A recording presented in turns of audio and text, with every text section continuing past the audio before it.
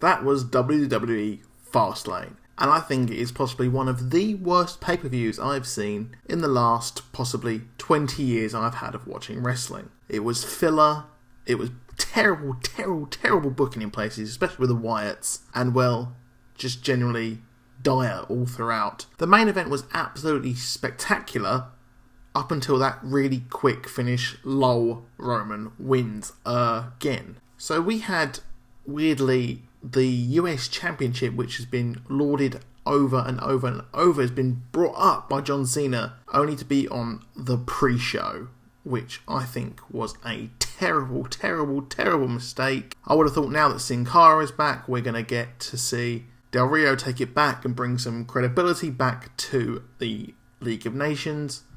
Nope, we had him lose a fall by hitting Kalisto with a chair, which made absolutely no sense. It's not even kind of like a heel baddie thing, it is just stupidity at its absolute best. And then really there was that finish and that was it. That was done. But then we had the Divas tag team match, which was actually really good, I thought, personally. We had Team Bay, who were back together again, versus Naomi and Tamina, which, although they're not the best opponents, it was actually a solid match and solid performance from Becky and Sasha Banks. And it's showing the casual main roster fans what Becky Lynch can actually do, which is wrestle really well. So we had the Intercontinental match, which really made me think we were watching an episode of Raw with Kevin Owens versus Dolph Ziggler. Yes, it was a good match. Dolph Ziggler is in absolute mid-card hell, purgatory, not to mention having the same hair as a girl who has went on her first holiday to the Costa del Sol and has come back with a seashell necklace and weird braids, which I don't know what he's doing. I don't know why he's doing this. Is he trying to get fired or whatever? But it's saddening to see the once former, one of the best champions we've ever had, be reduced to this shit. Kevin Owens was superb again, calling out Michael Cole, and according to Twitter now, he's calling out AJ Styles, who won in his match. And to be honest, I did actually fall asleep between most of the AJ Styles versus Chris Jericho match. It was a good match, but to be honest, I've seen them twice before fight. So why would I want to see them a third time? It's just pointless, and the WWE booking with this is just absolutely terrible. I'm bored of seeing 3 matches in a row, like a best of 3. It's just stupid. You got so many people on the roster, just have them fight other people if you want to make them look strong. That's just my personal opinion on that. So I think we're probably going to get Kevin Owens versus AJ Styles at WrestleMania, which will be absolutely awesome, I think. Well, it'll be a big draw as well for the fans. You'll get some TNA fans come over to watch WrestleMania and get the buy rate through the roof, which is what they need because all their big performers are out with terrible injuries. So then we had the 6-man tag match. We had the Wyatts against the Giants. Big Show, Kane, Ryback. On paper, it looked like the Wyatts were finally going to get a win and get to be put over, but no. We had Ryback and 2 people who have been in the business since the early 90s win over a young group of guys who are actually superb at what they do, but just have not had the booking in their favour. And sadly, the odds were not in their favour this time in the Hunger Games that is Fastlane, because they lost. I don't know why. I really don't know why WWE are doing this. It doesn't make any sense whatsoever. And again, as I said at the start of this video, it's terrible booking and it is damaging these new talents who really they should be bringing up, because I don't think Big Show or Kane have many years left in this industry. And you've got Ryback, who is just like Dolph Ziggler in the mid-card hell, and really they were both better as heels, to be honest. So make them heels again. But then again, there's not enough mid-card faces. Oh wait, where was Neville?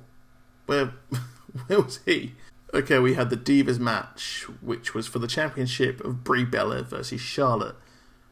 Which, it was okay. It was passable as a match. It wasn't, like, terrible. We had some botches from Brie Bella, but we've come to expect that. I didn't like this booking at all, because you've got Brie Bella coming out, cashing in on her husband's retirement, even having the same kick pads, which is a tribute, but no, it's an absolute cash in, because WWE going, look, you like Daniel Bryan? here's his wife who has the similar stuff and does the kicks and the stuff and the things that you like. No, we don't like Brie Bella. It's boring and she's not really that good. Charlotte's okay. I mean, I think Ric Flair needs to step aside now, but we had Charlotte retain, which is a good decision in a very, very terrible line of choices with this pay-per-view. I even forgot that New Day were going to turn up because they've beaten absolutely every single tag team on the main roster. Everyone on Twitter thought Enzo and Cass were going to come out, but no, the League of Nations came out despite their boy Del Rio losing. They weren't even at ringside for him. So what is going on? What goes through the mind? I don't know. It's baffling and it stumps me. So they come out, discuss things with Edge and Christian, who, it's nice to see them again, yes, but they were just plugging their show. It was just a 10-minute plug for Edge and Christian's Reek of Awesomeness show thingy-my-bob on the network. You could have highlighted someone new. You could have had Neville on the card, for example, like I just said.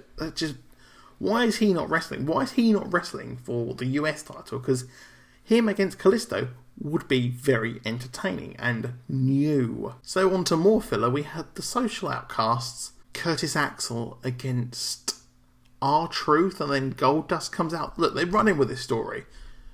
It's funny, but not the lead-in to the main event that will decide the match for WrestleMania, the headline match. No, don't do that now. Do that on the pre-show, or do that as the first match, but don't do that as the lead-in. It should have been AJ Styles and Chris Jericho, or even the Intercontinental title to lead in.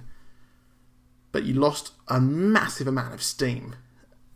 But anyway, it looked like someone had accidentally put the main event script or the Superstars script on the booking for Fastlane, and the guys just turned up and went, oh, well, we have to do it now, we haven't got a match. So this leads us to the main event. We have Dean Ambrose, Brock Lesnar, and Roman Reigns. We all know Roman Reigns is going to win, and he did. Well, I used to like him, but the minute they started putting Dean Ambrose into the main event, well, I'm a Dean Ambrose guy, I'm afraid. I think he's great, he's brilliant, he is a very, very good worker, talented in the ring, talented on the mic. Well, that's better than the other two guys in the ring, because those two guys cannot talk. So we came in, we had German suplexes, we had 2 table spots, which was pretty cool, pretty retro Shield stuff going on there. We had Dean Ambrose look strong throughout the whole match. But what happens? Roman Reigns takes over and wins after Dean Ambrose pretty much destroys Brock Lesnar with chair shots and the like. But no, we have got Roman Reigns in the main event against Triple H. We knew it was going to happen. I don't know why everyone's shocked, because it was going to happen all the time. Because it's the perfect end to his story, which no one wants to see and no one likes and everyone boos. But anyway, it does make sense from a storyline standpoint. But anyway, that's been me. I'm going to bed because it is now 4 AM here in the UK. And I will see you soon. Hit the like and subscribe if you want to see more. Goodbye.